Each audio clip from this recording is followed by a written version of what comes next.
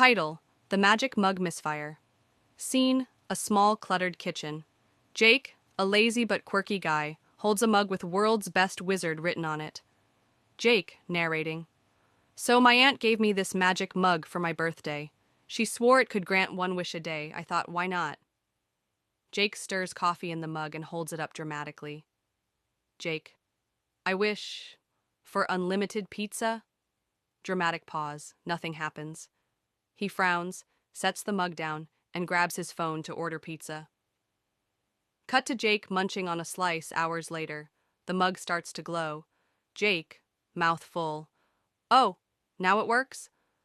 Suddenly, pizza boxes appear everywhere. On the couch, in the fridge, even inside the toilet. Jake. Okay, not ideal, but I can work with this. The mug glows again. Jake looks nervous. Jake. Wait, I didn't make another wish. Aloud.